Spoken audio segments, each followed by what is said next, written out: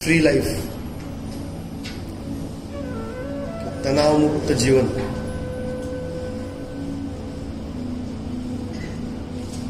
किती जण जीवनामध्ये किंवा तुमच्या रोजच्या दिनचर्येमध्ये ताणतणावाचा अनुभव घेता? सगळे.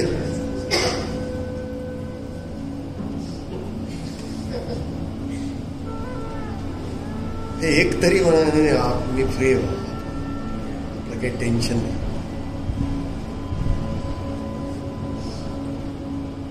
त्या लोकांना ही सामान्य अवस्था वाटते की प्रत्येकालाच टेन्शन आहे, तू काय असं वेगळं आहे.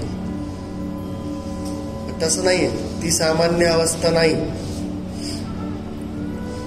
आणि आपण त्यासाठी काहीतरी केलं पाहिजे यातून मुक्त होण्यासाठी, असंही कुणाला वाटत नाही. म्हणजे जसं एखाद्या समजा एखादा मनुष्य अतिशय गलिच्छ वस्तीत राहतोय, त्याला त्याची सवय होऊन जाते.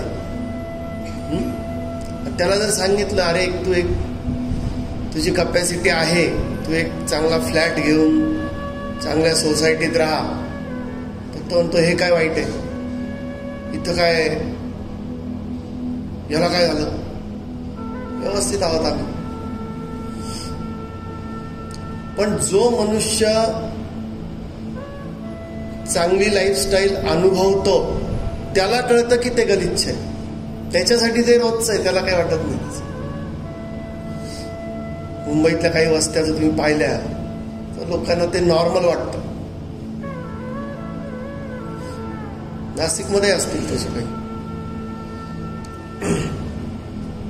तेव्हा ही मानसिकता असणं, ते नॉर्मल वाटणं, हे सगळ्यांनी स्वीकारलेलं आहे.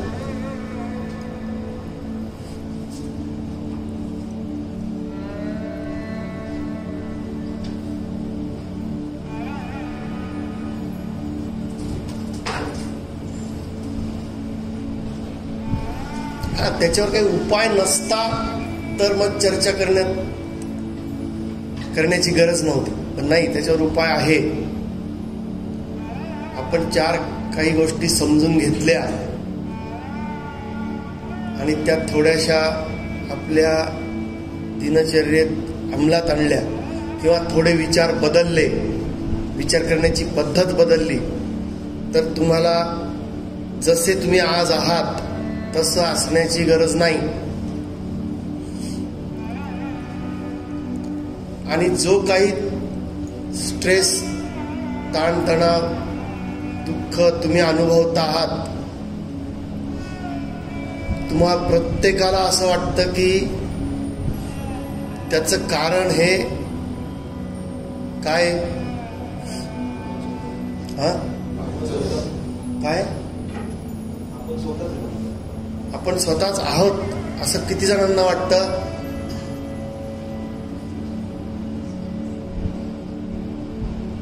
हात वर करा ना. काय कुणालाच नाही वाटत. आपण स्वतःच त्या मनस्थितीचं कारण आहोत असं किती जणांना वाटतं? 1 2 3 4 5 6. पण प्रत्येकाला जनरली असं वाटतं की नाही, मी जो काही ताणतणाव अनुभवतोय त्याचं कारण बाहेरच्या जगात आहे, बाहेरची कुठली तरी परिस्थिती आहे, मी ज्या कंपनीत काम करतो तिथलं वातावरण आहे, माझ्या घरातले नातेवाईक आहेत, लग्न झालेल्यांना तर हमखास वाटतं की माझ्या तणावाचं कारण माझी बायको आहे किंवा नवरा आहे.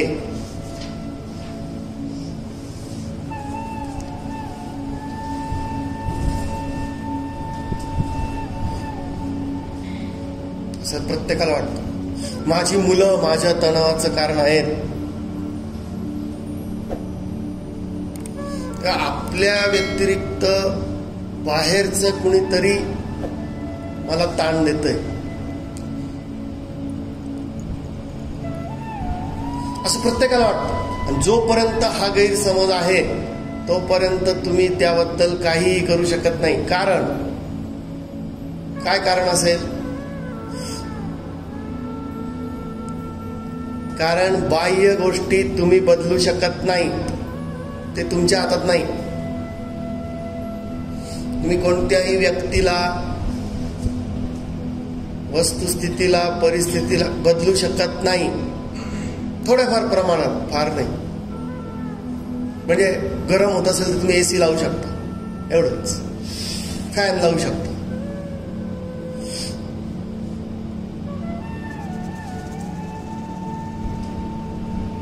त्या हे प्रथम समजून घेतलं पाहिजे की मी जर ताणतणाव अनुभवत असेल तर त्याचं कारण माझ्यातच काहीतरी कमी आहे. परंतु मनुष्याची स्वाभाविक वृत्ती, त्याचं मन हे बहिर्मुख असतं. बहिर्मुख म्हणजे तो सगळं बाहेर बघतो, आत काहीच बघत नाही.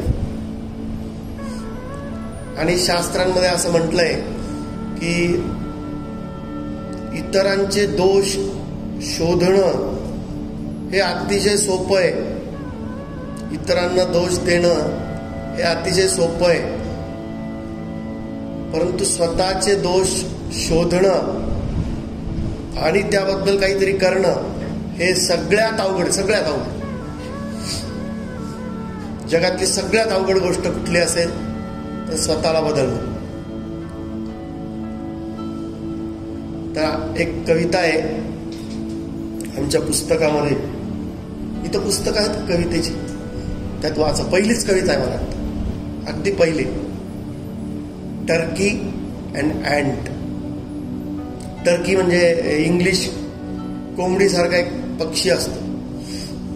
त्याला ख्रिसमसला मारतात. ख्रिसमसला ते दिसतं ना तुम्हाला, असं प्लेटवर मोठं काहीतरी ठेवलेलं, ती टर्की असते. आणि सगळी फॅमिली त्या दिवशी ती टर्की भाजून छान पार्टी करतात, क्रिसमस पार्टी. ती टर्की आणि अँट म्हणजे आपली मुंगी, काळी मुंगी. ती कविता अशी आहे की ती टर्की जी असते ती शेतावर राहत असते आणि शेतावर जेव्हा धान्य वगैरे निघतं तेव्हा जी काही साफसफाई होते, धान्य साठवलं जातं खळ्यावर, तर बरंच धान्य सांडतं. आणि तेवढं धान्य त्या टर्कीला पोटभर खाण्यासाठी पुरेसं असतं. तिला काही कमी नसतं. परंतु ती म्हणते काय तेच रोज रोजचं धान्य खायचं, काही मजा नाही. तोच डाळ भात, तेच गोड आंबट वरण, तेच साधं वरण, मजा नाही. काहीतरी असं काय पाहिजे. रविवारी काय असतं, हा, चमचमीत. बाहेर जाऊया खायला, बाहेर. तसं टर्कीलाही वाटतं काय तेच धान्य खायचं. त्याच्यापेक्षा जंगलात जर गेलो आपण तर तिथं काळ्या मुंग्या असतील. त्या काळ्या मुंग्या जर खाल्ल्या तर त्या अतिशय चविष्ट असतात. तेव्हा ती तिच्या पिल्लांना बोलवते आणि म्हणते माझ्या मागे या आणि ह्या बघा ह्या काळ्या मुंग्या खा. अतिशय चविष्ट असतात त्या आणि ती पटापट खायला लागते. पिल्लंही खायला लागतात. आणि मग तिच्या मनात एक विचार येतो की वा, याला म्हणतात लाईफस्टाईल, याला म्हणतात लाईफ. चमचमीत खाणं ही खरी लाईफस्टाईल. पण लगेच तिच्या मनात एक शंका येते की हा जो मनुष्य आहे ना, हा अतिशय वाईट आहे. ती म्हणते मॅन कस मॅन, ती त्याला शाप देते. का तर तो म्हणे आमचं आयुष्य कमी करतो, दर ख्रिसमसला आम्हाला तो मारतो. तर आपण जर त्याच्या त्या सुरीतून वाचलो, त्या खटकाच्या सुरीतनं जर वाचलो तर काय मजा येईल. पण मनुष्य हा अतिशय हावरट प्राणी आहे असं ती म्हणते. आणि ग्लटनी म्हणजे हावरटपणा, खादाडपणा. 10 कमांडमेंट्स मध्ये मला वाटतं बायबलमध्ये सगळ्यात मोठं पाप कुठलं जर सांगितलं असेल तर खादाडपणा असं उल्लेख आहे. Gluttony the worst sin, worst म्हणजे सगळ्यात वाईट पाप, ग्लटनी, खादाडपणा. हे मी सांगायची काही गरज नाही तुम्हाला माहिती. आपल्याला काही काम नसलं की काहीतरी खाऊया, जेवायची वेळ असो नसो मनुष्य काहीतरी तोंडात टाकायला बघतो.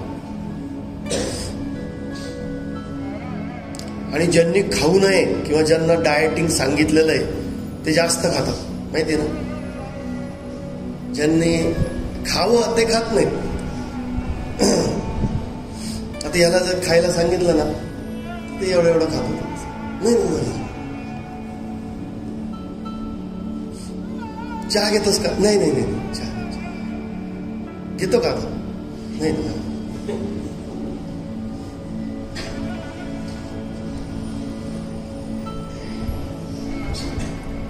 तेव्हा ती टर्की मनुष्याला शिव्या शाप देते. का तर तो खादाड आहे, तो आम्हाला मारून खातो.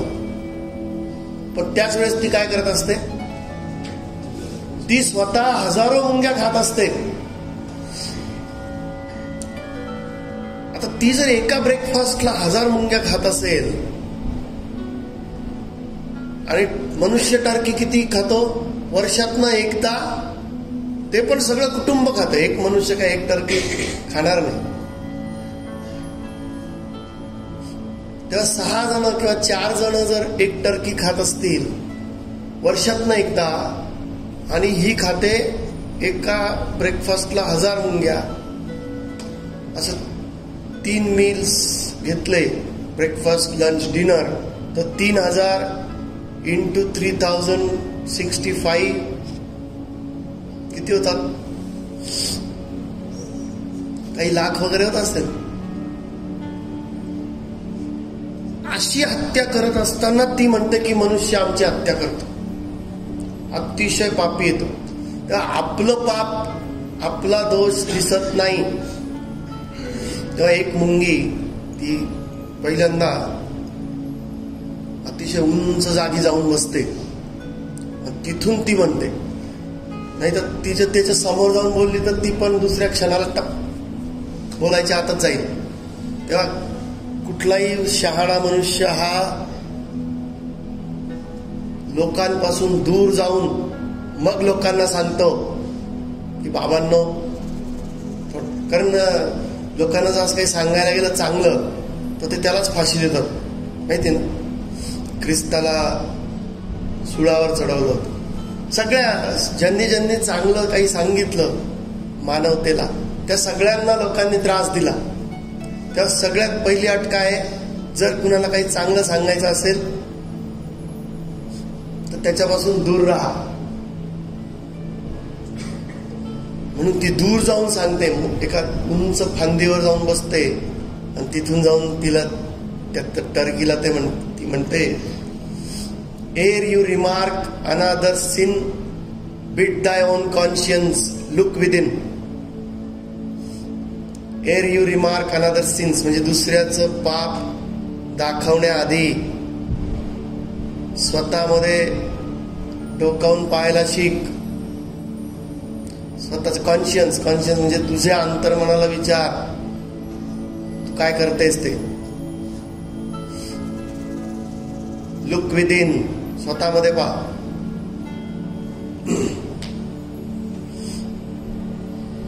Ere you remark another sin with thy own conscience, look within.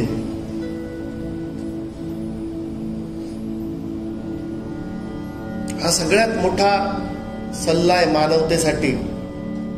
ते टर्की अँड काही टर्कीसाठी लिहिलेली नाही, आपल्यासाठी लिहिली.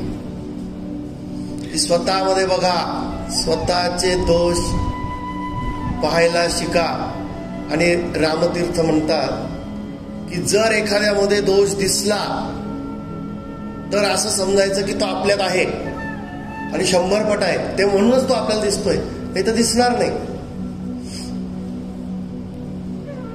एखादा असं वाकून बसत असेल तर आपण म्हणतो काय काय वाकून बसलाय. तुम्ही आधी स्वतः बघा आपण कसे बसलो आहोत, मग त्याला म्हणा अरे हा काय वाकून बसतो बघा. तेव्हा शक्यता ही आहे की आपण तसं करतो आहोत. आधी तपासून पहा, दोष नसेलही करायचे, फक्त तपासून पहा असं ते म्हणतात. तेव्हा जर आपण तणावग्रस्त असू तर प्रथम त्यात आपली भूमिका काय, आपली काही चूक होते का, आपण काही चुकीचा विचार करत आहोत का किंवा चुकीच्या अपेक्षा करत आहोत का, हे तपासून पहा. आणि तुम्हाला समजेल की बऱ्याच वेळा तुम्ही लोकांकडून, परिस्थितीकडून, सगळ्या जगाकडूनच अवाजवी अपेक्षा करता. एका माणसाने मला सांगितलं, यंग मुलगा होता, तो म्हणाला की फार टेन्शन आहे तुम्हाला, फार टेन्शन. म्हटलं कसलं? मुलांचं भयंकर टेन्शन आहे. म्हटलं का? अजिबात अभ्यास करत नाही, अजिबात अभ्यास करत. मला वाटलं ते 10वीला 12वीला वगैरे असतील आणि अभ्यास करत नसतील. त्याला म्हटलं हो का? कितवीत आहे तुझा मुलगा? 3रीत. कितवीत आहे? 3रीत. आता 3रीच्या मुलाने जर सिरियसली अभ्यास केला, तुम्ही काय कराल?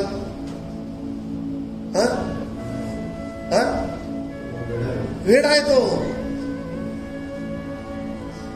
जस्ट इमॅजिन, तुम्हाला 2रीतला 3रीतला मुलगा, बाबा don't disturb me, please, seriously I am studying something. 2 + 2 = 4, 2 + 3 = 5, studying. असं तो म्हटला तर तो त्याला टेन्शन येत होतं. कसलं? म्हटलं तू काय करत होतास जेव्हा तू 3रीत होता तेव्हा? असं नाही, तेव्हाचा काळ वेगळा होता, आता परिस्थिती बदलली आहे, आता स्पर्धा वाढली आहे. कुणाची? 3रीच्या मुलाची. कुणाशी? आणि स्पर्धा कुणाशी?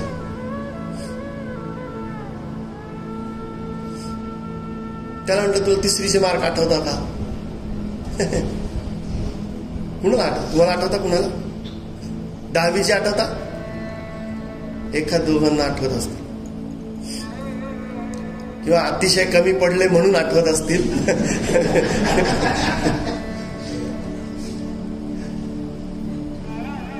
10वीच्या मुलांना सुद्धा लोक सांगतात अभ्यास कर, चांगले मार्क पडले पाहिजे. त्याने जर विचारलं तुम्हाला किती पडले होते, सर्टिफिकेट दाखवा, तर पंचायत होईल ना.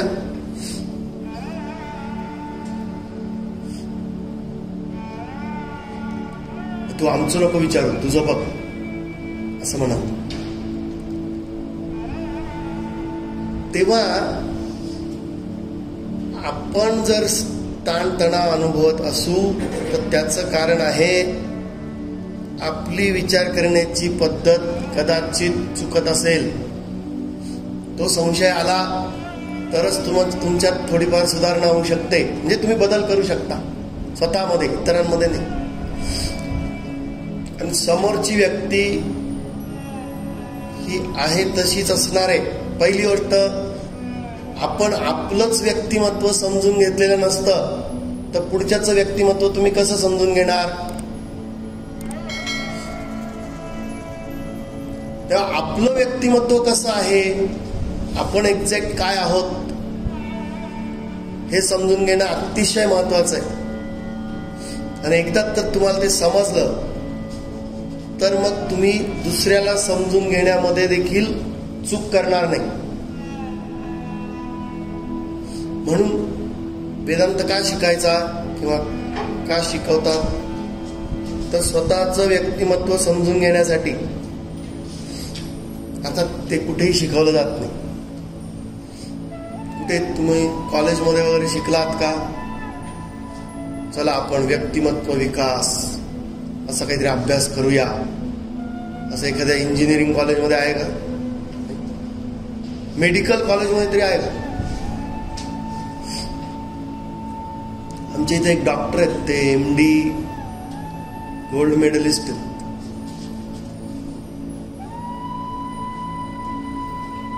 त्यांना कोणीतरी विचारलं की तुम्ही एवढे गोल्ड मेडलिस्ट आहात, तुम्ही हे कशाला शिकताय, वेदांत वगैरे का शिकताय? गेली 25 वर्ष आमच्याबरोबरच. ते म्हणे मी फक्त फिजिकल बॉडी शिकलो 7 वर्ष कॉलेजमध्ये, त्याच्या पलीकडे काय आहे ते कुणालाच माहिती नाही. किंवा त्याचे जे डॉक्टर कलिग्स आहेत, MD मेडिसिन म्हणजे चांगल्या पोस्टवर असतात सगळे, ते विचारतात तू तिथं काय करतो, तू काय शिकतो? आणि शरीराच्या पलीकडे आणखीन काही असतं हे फार कमी लोकांना माहिती. त्या शरीराच्या पलीकडे काय काय असतं?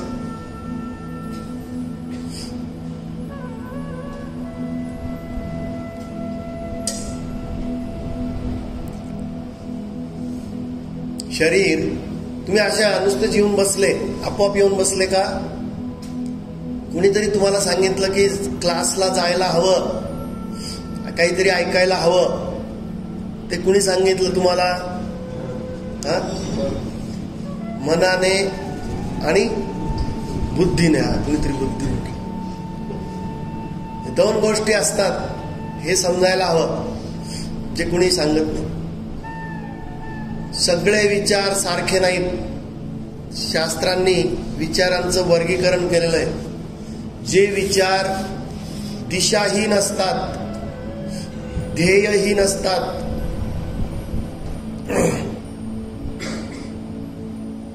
ज्यांना कोणतंही परिमाण नसतं, त्या विचारांना मन म्हणतात. म्हणजे थोडक्यात मन काहीही विचार करू शकतं, काहीही मागू शकतं. तुम्ही असं म्हणू शकत नाही अरे हा तुझा वेडेपण आहे, काही मागतोय तू. नाही नाही, मला हवंय. कारण त्याचं मन त्याला सांगतं की मला ऐश्वर्या रायशी लग्न करायचंय. म्हणू शकतं कुणाचंही मन. जनरली 20-21 वर्षाच्या मुलाला अतिशय सुंदर मुलीशी लग्न करायचं असतं, कारण त्याची तशी इच्छा असते. तेव्हा मन कुठल्याही गोष्टीची इच्छा करू शकतं. एखाद्याकडे 1000 कोटी रुपये असतील तरी तो म्हणेल की नाही, मला कमीत कमी 5000 कोटींची संपत्ती जमवायची. तुम्ही त्याला असं नाही म्हणू शकत की अरे 1000 कोटी ऑलरेडी तुझ्याकडे आहेत, अजून कशाला हवेत तुला. नाही, मन काही मागू शकतं. त्याला म्हणतात मन. अनेक इच्छा आकांक्षा, अनेक आवडीनावडी किंवा अनेक भावभावना, कुठल्याही प्रकारची भावना. जर एखाद्याला विचारलं की बाबा रे तुला या मुलीशी लग्न का करायचंय, तर तो म्हणतो माझं तिच्यावर प्रेम आहे. आता त्याला जर विचारलं प्रेम का आहे, तर त्या काला काही उत्तर नसतं. कारण प्रेम आहे म्हणजे ती भावना आहे, त्याच्यामागे कुठलंही कारण नसतं. कारण दिलं तर प्रेम राहणार नाही, भावना राहणार नाही. तुम्ही असं नाही म्हणू शकत नाही ती खूप श्रीमंत आहे म्हणून माझं तिच्यावर प्रेम आहे. मग ते प्रेम नाही, ती श्रीमंती आहे जी तुम्हाला हवी, तिची किंवा त्याची. त्या कोणती, किंवा एखाद्याला विचारलं तुम्ही अमक्या अमक्याचा द्वेष का करतोस, तर त्याला काही कारण नसतं. द्वेष ही भावना आहे. तेव्हा अनेक भावना मनामध्ये निर्माण होऊ शकतात, होतात, त्यालाच मन म्हणतात. एखाद्याला एखादी भाजी आवडते आणि एखाद्याला आवडत नाही. तुम्ही त्याला म्हणू शकत नाही तुला का आवडत नाही. नाही, आवडत नाही. एक आवड आहे, एक नावड. तेव्हा अनेक आवडी नावडी, अनेक भावभावना, अनेक इच्छा आकांक्षा म्हणजे तुमचं मन.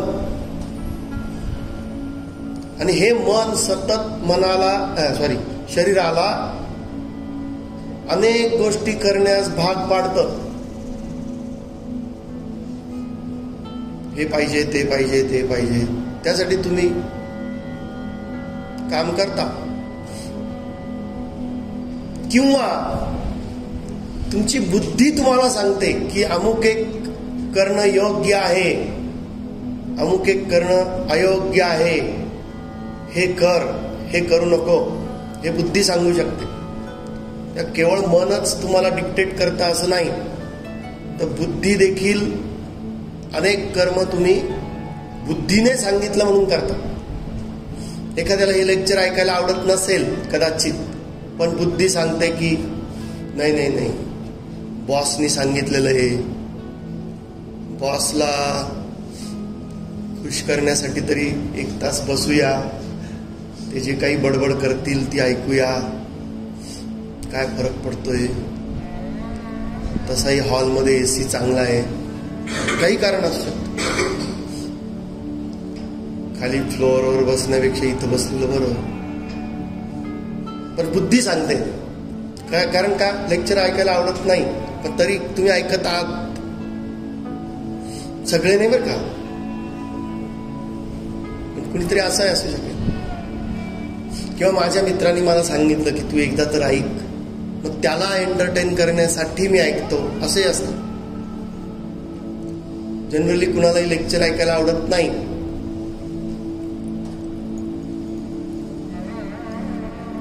ते कोणाला शहाणे सांगणारे, त्यांचं काय ऐकायचं असं मन सांगतं. पण मित्राला एंटरटेन करण्यासाठी बुद्धी सांगते की नाही, 1 तास काही हरकत नाही, अगदीच काही वाटलं तर उठून जाऊ. किंवा बुद्धी सांगू शकते नाही नाही, हे ऐकणं योग्य आहे, ऐकलं पाहिजे, त्यातूनच आपलं ज्ञान वाढतं, कितीही बोरिंग असलं तरी ऐकलं पाहिजे, असंही बुद्धी सांगू शकते. तर तुमची कोणतीही कृती ही एकतर मनाने सांगितलंय म्हणून तुम्ही करता, किंवा बुद्धीने सांगितलंय म्हणून करता. शरीर स्वतःहून कुठलंही कर्म करत नाही. मन किंवा बुद्धी हे तुम्हाला कार्यप्रवृत्त करतात.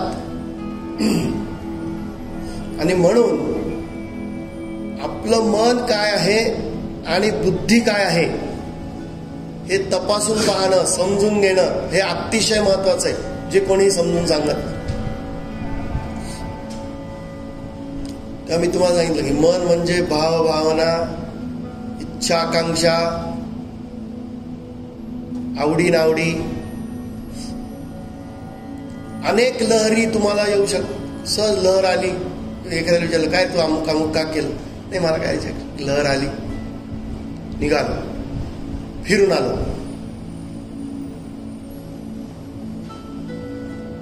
कारण काही नाही त्याला. किंवा प्रवास करणं आवश्यक आहे, आवडत नाही तरी देखील मी प्रवास केला, असं येऊ शकतं. काही बऱ्याच लोकांना प्रवास करायला आवडत नाही, पण त्यांना करावा लागतो.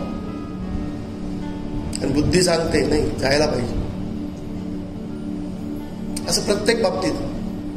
त्या आपण तपासून पहा की आपल्या किती ऍक्टिव्हिटीज, आपण जे काही करतो ते मनाच्या प्रेरणेने असतात आणि किती ऍक्टिव्हिटी बुद्धीच्या प्रेरणेने असतात. तपासून पहा. केवळ तुम्हाला आवडतं म्हणून तुम्ही गोष्टी करता की आवश्यक आहेत म्हणून करता.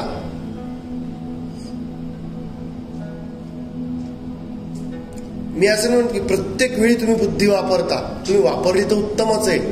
प्रत्येक वेळी जर तुम्ही तुमची इच्छा आकांक्षा किंवा भावभावना तपासून पाहिली कर्म करण्याआधी तर त्याच्या इतकं भाग्य नाही.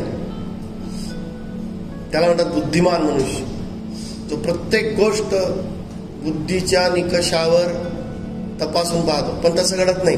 आपण बऱ्याच वेळा आपल्या भावनांना जागा देतो. भावनाही महत्वाचीच असते, तेवढीच महत्वाची वाटते. कळतं आपल्याला अनेक वेळा की हे करणं योग्य नाही, पण तरी एखाद्याची भावना जपण्यासाठी किंवा आपली भावना सांभाळण्यासाठी आपण एखादं कर्म करतो. तर तुम्ही किती वेळा बुद्धी वापरता आणि किती वेळा भावना वापरता किंवा भावनांच्या आहारी जाता, कोण सांगा? पर्सेंटेज.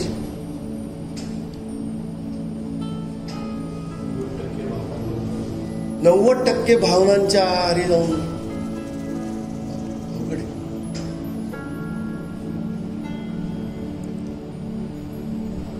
तुम्ही 25% जरी भावनांना थारा दिला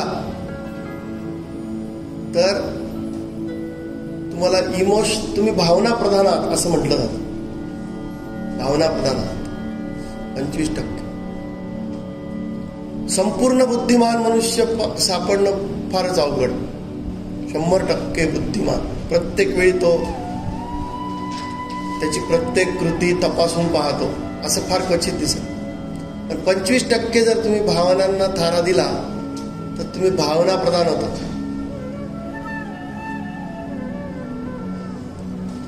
50% तुम्ही जर 50-50 म्हणालात की कधी बुद्धी वापरतो कधी नाही वापरत, 50-50%, तर ज्या वेळेला तुमचा मूड असतो तेव्हा तुम्ही काम करता, मूड नसतो तेव्हा तुम्ही म्हणता हा मरो, जे होईल ते होईल पाहू.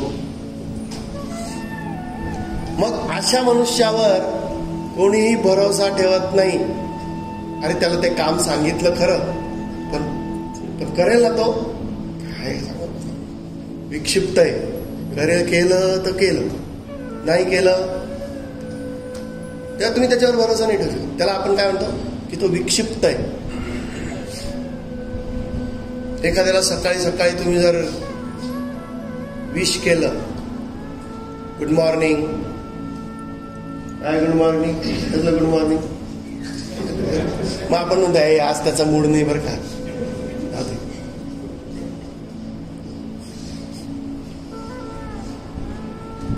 आणि एखाद्या दिवशी तोच स्वतः हे गुड मॉर्निंग, आज जरा गाडी जरा बरी दिसते. तर काही सांगता येत नाही काय म्हणजे वारं कुठल्या दिशेला फिरेल सांगता येत नाही. तेव्हा आपण काय म्हणतो, थोडं दूरच राहिलेलं बरं, जास्त नादी लागू नका. समजा एखादा अतिशय म्हणजे बुद्धी वापरतच नाही किंवा तुम्ही म्हणाल तसं 90% तो भावना प्रधानच आहे किंवा इच्छा असेल तर गोष्टी करतो किंवा करत नाही. तर आपण म्हणतो अतिशय विचित्र माणूस आहे बाबा, विचित्र, काही खरं नाही. बऱ्याच वेळेला आपली मुलं जेव्हा टीनेज मध्ये असतात तेव्हा पालकांचं हेच मत असते, याचं काही खरं नाही. कारण तो कारण जसं जसं टीनेज वाढत जाईल, 13, 14, 16, मुलं अजून त्यांना नवीन नवीन क्षेत्र दिसतात, नवीन इच्छा, नवीन भावना, ते त्याच्याप्रमाणे चालतात. तेवढी बुद्धी नसते त्यांना पालकांनी एवढी. आणि मग पालक काळजी करतात. त्याचं काही खरं नाही बरं का, अतिशय विचित्र. आणि जर तुम्ही थोडीही बुद्धी वापरली नाही, शून्य, जे मनात आलं ते करत गेलात, तर काय होईल?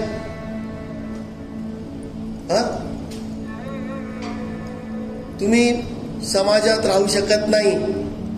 कारण मन काही, याला दगड मार, त्याला शिव्या दे, काही करू शकत, काही सांगू शकतं. म्हणून त्याला म्हणतात वेडा. तो वेडा आहे बरं का. त्याच्याजवळ काय कुणीच, घरातले सुद्धा त्याच्याजवळ जात. म्हणून त्याला कुटुंबात, समाजात राहता येत नाही. त्यांच्यासाठी वेगळी जागा असते जिथं फ्री लॉजिंग बोर्डिंग मिळतं. त्या फ्री लॉजिंग बोर्डिंग मिळवायचं असेल काय करायचं? लोकांना दगड मारायला सुरुवात करायची. ते बरोबर पोहोचून येतील तुम्हाला.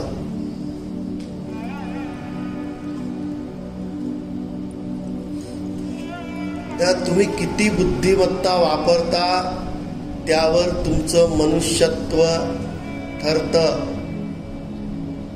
नाहीतर प्राण्यांमध्ये आणि तुमच्यामध्ये फारसा फरक नाही. प्राण्यांना बुद्धी नसते, त्यामुळे ते त्यांच्या ज्या भावना येतील मनात त्याप्रमाणे वागतात. अर्थात त्यांना निसर्गाने प्रोटेक्ट केलेलं आहे. ते त्यांचा जो एक स्वाभाविक गुण आहे, मूळ स्वभाव आहे, त्यापेक्षा वेगळं वागत नाही प्राणी. म्हणजे आपल्याला कळतं कुत्रा काय काय करू शकतो, वाघ कसा वागू शकतो, गाय कशी वागू शकते, आपल्याला कळतं. ससा काय करू शकतो हे तुम्हाला कळतं. नाही, सशाने मला फाडून खाल्लं अशी काही तुम्ही अपेक्षा करत नाही. त्यामुळे तुम्ही ससा दिसला तर पटकन उचलून घेता, मांजरीचं पिल्लू दिसलं तर पटकन उचलून घेतात. कारण ते काय करेल हे तुम्हाला कळतं. किंवा सापाला उचलून घेऊ नये मांजरीसारखं असं तुम्हाला कळतं. साप चावतो, वाघ फाडून खातो. तुम्ही जर एखाद्या झू मध्ये गेलात तर वाघाच्या पिंजऱ्याच्या पलीकडे एक अजून पिंजरा असतो. म्हणजे तुम्हाला आधी एक पिंजरा दिलेला असतो, ह्याच्या पुढे जाऊ नका, इथूनच पहा. हरणाच्या पिंजऱ्याला तसं नसतं. हरणाच्या पिंजऱ्याला तुम्ही जाऊन गवत वगैरे असं खाऊ घालू शकता. वाघाला खाऊ घालायला गेलात तर तो हातही खाऊन घेईल. कारण त्यांचा स्वभाव फिक्स आहे. सगळे वाघ सारखेच वागतात. माणसाचं तसं नसतं. माणूस जरी सारखा दिसत असला माणसासारखा, ही फार मोठी चूक माणसाकडून होते, तरी त्याच्यात वाघ लपलेला असतो, लांडगा लपलेला असतो, कोल्हा लपलेला असतो, कुत्रा लपलेला असतो. काही शेळीसारखे असतात, काही गायीसारखे असतात, काही मांजरीसारखे असतात, काही सशासारखे असतात. सगळ्या प्राण्यांचं मिश्रण. आणि जे ओळखू येत नाही, वाघ पटकन ओळखता येतो, त्याच्याशी कसं वागावं हे समजतं. माणसाशी कसं वागावं हे समजत नाही. तुम्ही वाघाला, म्हणजे जो वाघ आहे त्याने शेळीसारखं वागावं अशी अपेक्षा करता, आणि जी शेळी आहे तिने वाघासारखं वागावं किंवा त्याने वाघासारखं वागावं अशी अपेक्षा करता. इथं चूक होते.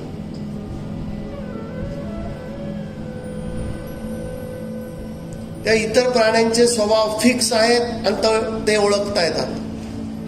माणसाचा स्वभाव नक्की कसा आहे तो सारखा दिसतो, स्वभाव सारखा नसतो. म्हणून गल्लत होते.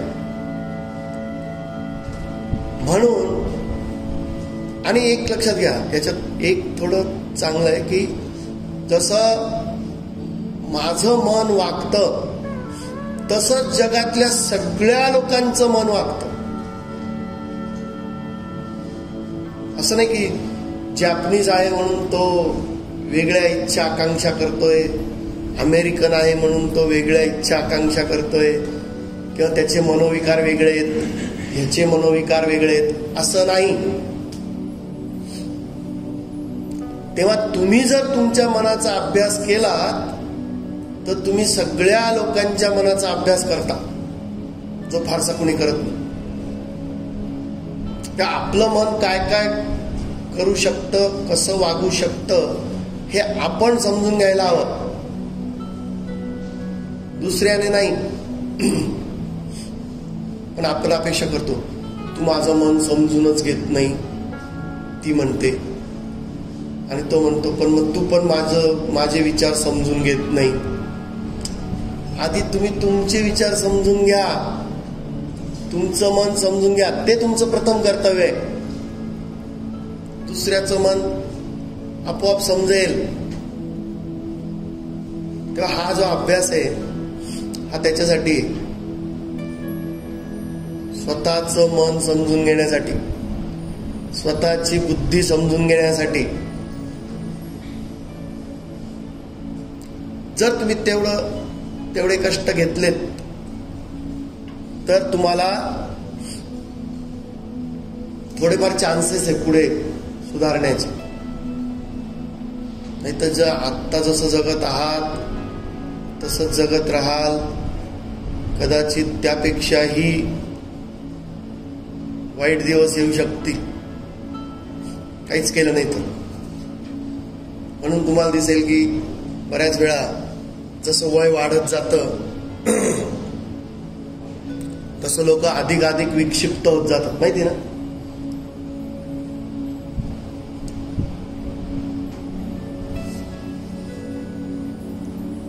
अधिकाधिक सनकी होत जातात. मग लोक म्हणतात अरे जाऊ दे म्हातारे. खर तर तुमचं वय वाढल्यावर तुमच्याबद्दलचा आदर, तुमचे आदर्श लोकांपुढे वाढले पाहिजे ना. लोकांनी म्हटलं पाहिजे अरे हे अनुभवी आहेत, यांना 4 गोष्टी विचारूया. तो उलट होईल, लोक तुम्हाला टाळतील. नको, म्हातारं एकटंच बरं, 4 चौघात न्यायची सोय नाही, अशी वेळ नाहीये आपल्यावर. म्हणून अभ्यास करायचा.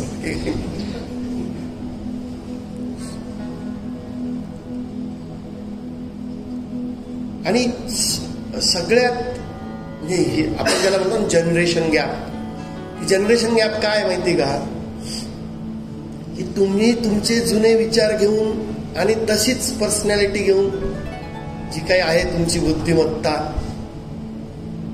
मर्यादित, तीच घेऊन जगता. आणि पुढची पिढी जी आहे ती मात्र नवीन नवीन काहीतरी शिकत असते, नवीन काहीतरी समजून घेत असते.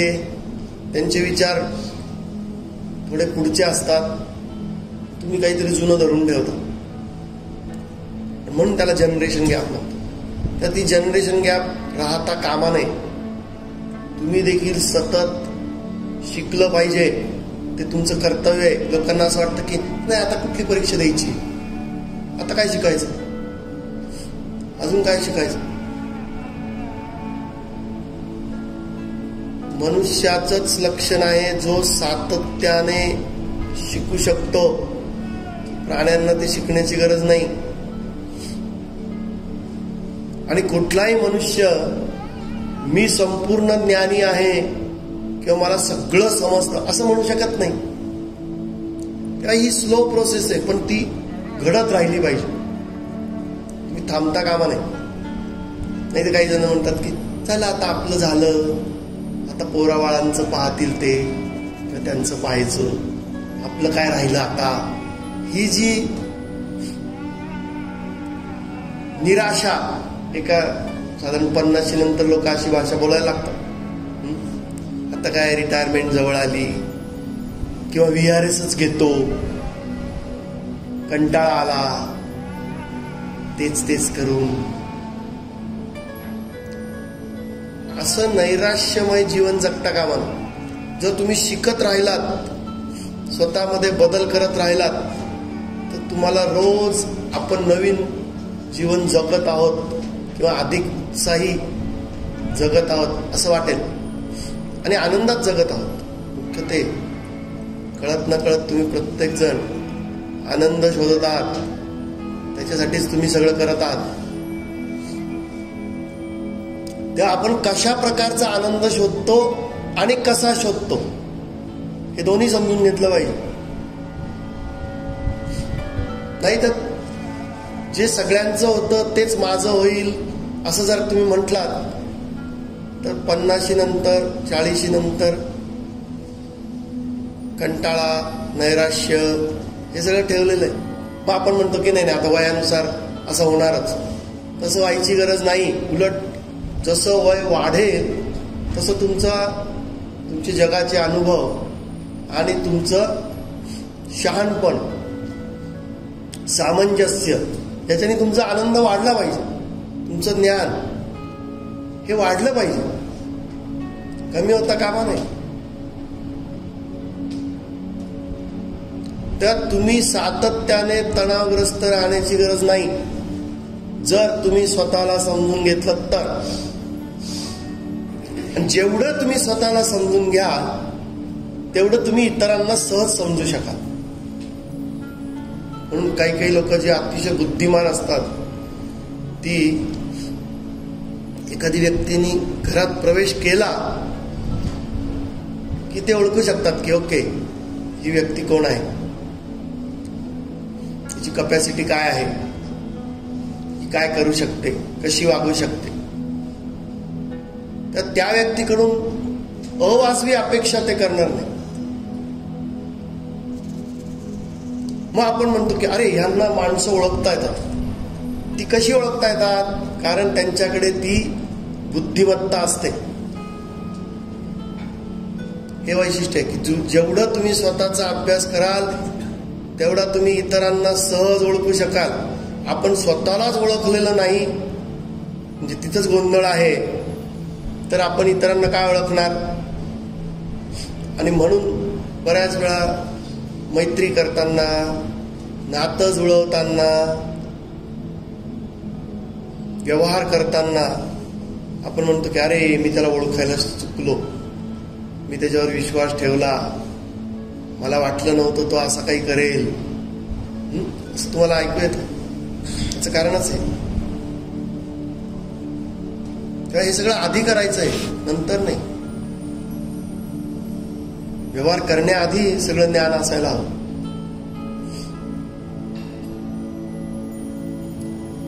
तेव्हा जर तणावग्रस्त आयुष्य जगायचं नसेल तर प्रथम स्वतःला समजून घ्या, म्हणजे तुम्ही इतरांना समजून घ्याल आणि त्यानंतर तुम्ही त्यांच्याकडून अवाजवी अपेक्षा करणार नाही.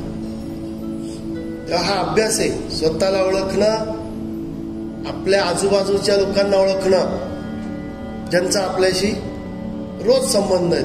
पर्टिक्युलरली कुटुंब असेल, कलिग्स असतील, आपले मित्रमैत्रिणी असतील आणि त्यांच्याकडून एकदा तुम्ही तर त्यांना त्यांचा स्वभाव, त्यांच्या मर्यादा हे समजलं, त्यांच्या भावना, इच्छा हे सगळं समजलं की तुम्हाला त्यांच्याकडनं योग्य अपेक्षा करता येते. अपेक्षा करू नये असं नाही, पण ते योग्य असायला हवे. अभ्यास न करणाऱ्या मुलाकडून अभ्यास करण्याची अपेक्षा करणं हे अयोग्य अपेक्षा. मुलं म्हणजेच खेळणं, टाइमपास. आजकाल ते फोन, मुलंही फोनवरच असतात कारण आपणच किती वेळ, जास्त वेळ फोनवरच असतो. त्यात जे आपण करतो तेच मुलं करतील, त्यात बदल होणार नाही. त्या जर तणावमुक्त जीवन जगायचं असेल तर या दोन सोप्या गोष्टी आहेत. एक, स्वतःला ओळखणे, मग इतरांना ओळखणे. आणि एकदा तुम्ही त्यांना ओळखलं की त्यांच्याकडनं अवाजवी अपेक्षा न करणे. इतकं सोपं आहे. समजून घ्यायला तरी वागायला अवघड आहे किंवा त्याला वेळ लागेल, पण हे करावं लागेल. ठीक आहे, काही प्रश्न असतील तर विचार.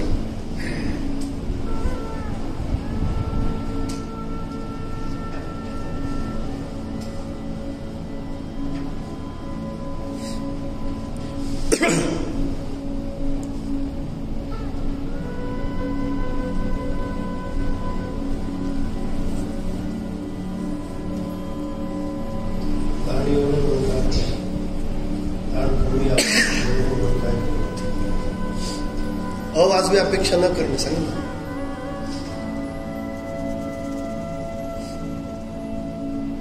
बेसिक नियम हा आहे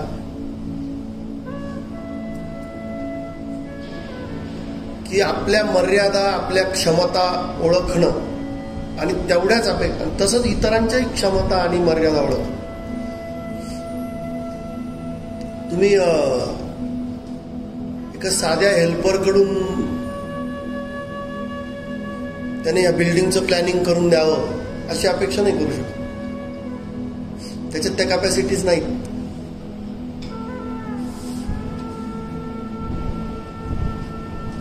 हा, पण तुमच्यावर सातत्याने एक प्रेशर टाकलं जाईल किंवा तुमच्या मर्यादेपेक्षा किंवा क्षमतेपेक्षा जास्त काम तुम्ही करावं अशी प्रत्येकाची अपेक्षा असते.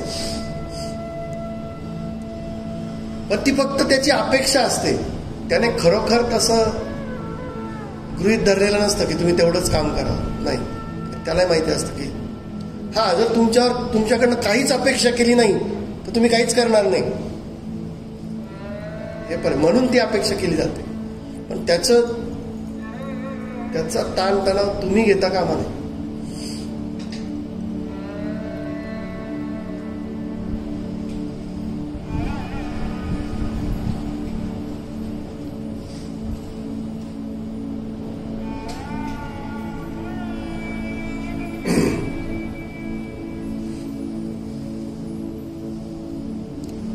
आपण जे काही टॉपिक्स आता घेणार आहोत,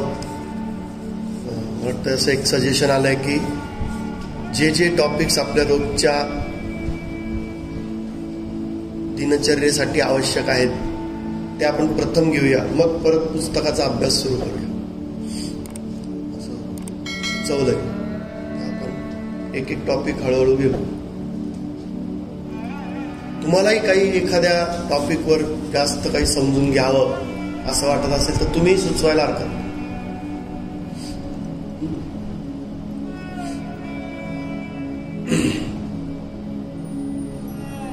आणि हा हळूहळू होणारा अभ्यास आहे, एकदम तर काही सगळं एका याच्यात सांगू नये.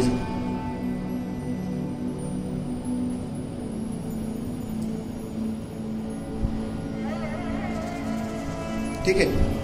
हरिओम.